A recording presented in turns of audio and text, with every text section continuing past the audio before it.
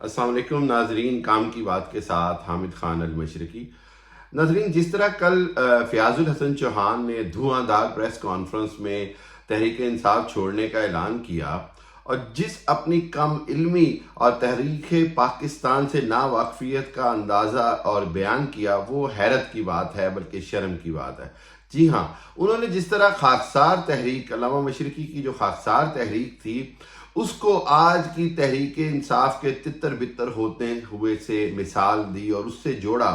और ये कहा कि जी शायद खाकसार तहरीक कोई अस्करी जमात थी और वो भी रियासत के इदारों पर हमला करती रही और इसी तरह वो भी टूट फूट का शिकार हुई। ये उनकी इंतहाई कम इल्मी, तारीख़ पाकिस्तान से नावाकफियत और मैं समझता हूँ कि इंतहाई अहमकाना मिसाल थी। उसकी वजह ये है और उसको सबसे अहम बात यह है कि उसको जिस खूबसूरत अंदाज से ARY न्यूज़ पर वसीम बदामी के प्रोग्राम में हामिद मीर ने जिस खूबसूरती से उसका तारीखी तौर पर मुदल्लल और हकीकत से भरपूर जवाब दिया, वो मेरा ख्याल है सुनने से ताल्लुक़ रखता था। जी हाँ, खाकसार तहरीक, जिस तरह के हामिद मीर ने भी बताया कि कभी भी अस्करी जमात नहीं थी, कभी भी उसने रियासत की किसी एक ईंट को भी नहीं तोड़ा, बल्कि खाकसार तहरीक अंग्रेज साम्राज्य के खिलाफ एक मुज़ाहमती तहरीक थी। ऐसी मुज़ाहमती तहरीक जिसने सिर्फ अंग्रेज साम्राज्य को ना सिर्फ निकाला, बल्कि बर्रे सगीर के मुसलमानों को खुसूसी तौर पर अखुवत के झंडे के नीचे इकट्ठा किया और अल्लामा मशरकी की इसी तहरीक की बिना पर अंग्रेज को पाकिस्तान बनाने पर मजबूर किया गया। खुद बाद में मुस्लिम लीग के ज़ोमा कायद-ए-आज़म तक ने अपने अल्फाज में इस हकीकत को तस्लीम किया कि खाकसार तहरीक की वजह से अंग्रेज जो है वो बरतानिया छोड़कर जल्दी जाने पर मजबूर हुआ। खाकसार तहरीक ने दुश्मन के खिलाफ तो ज़रूर मुज़ाहमत की और काम किया, जिस तरह के 1948 में जब कश्मीर के ऊपर कबायली और पठान और उनके साथ खाकसारों ने जो मौजूदा कश्मीर है उसको आज़ाद कराने में कलीदी किरदार अदा किया और उस कलीदी किरदार की वजह से ख़ुद अल्लामा मशरकी उसमें पेश थे और उस जिहाद कश्मीर में अल्लामा मशरकी ज़ख्मी भी हुए और कई दिनों तक CMH रावलपिंडी में उस पे ज़ेरे इलाज रहे। वहीं पर खाकसार तहरीक ने क़याम पाकिस्तान के बाद जो पाकिस्तान की बुनियादी असास है उसका तहफ़्फ़ुज़ किया, पाकिस्तान की अफवाज के साथ शाना बशाना खड़े हुए, चाहे वो 65 की जंग हो, उसके अंदर शहरों में कैंप लगाकर खाकसार तहरीक के जो वर्कर्स थे उन्होंने शहरियों तक ना सिर्फ सहूलियात पहुँचाई बल्कि सिविल डिफेंस के साथ मिलकर जो है वो बहुत सारा काम किया, जिसकी बाद में पूरे पाकिस्तान में तारीफ़ की गई। तारीख गवाह है, खाकसार तहरीक कभी भी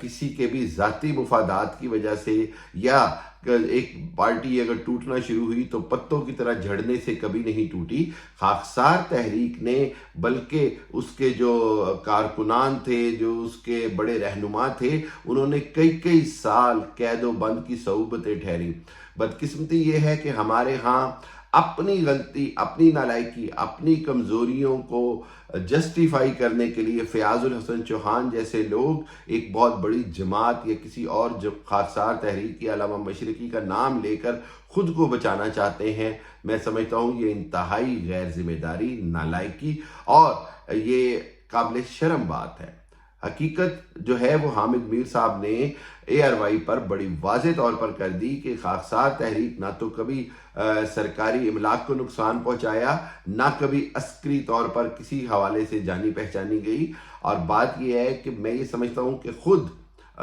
पाकिस्तान की तारीख़ इस बात की गवाह है कि खाकसार तहरीक ने असासे पाकिस्तान को मजबूत किया, पाकिस्तान के रियासती इदारों के साथ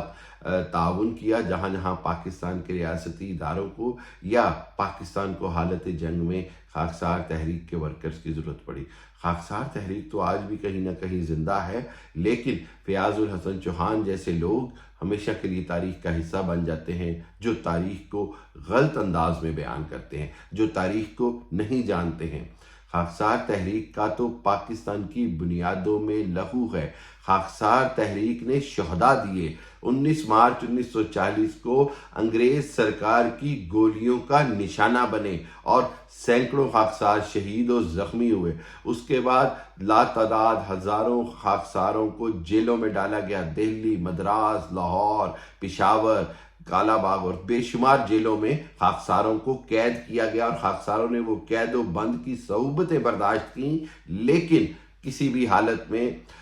اپنا کمپرومائز نہیں کیا، ہتھیار نہیں ڈالے۔ آج جس طرح میں دیکھ رہا ہوں بدقسمتی سے مفاد پرست تحریک انصاف کے رہنما ریت کی دیوار کی طرح روز گر رہے ہیں۔ ایسا کبھی بھی جو اصل ورکر ہوتا ہے، جو اصل رہنما ہوتا ہے، وہ جتنا بھی دباؤ آئے اس کو برداشت کرتا ہے اور اس میں ریت کی دیوار کی طرح نہیں گرتا یا مٹھی میں آئی ریت کی طرح پھسلتا نہیں ہے۔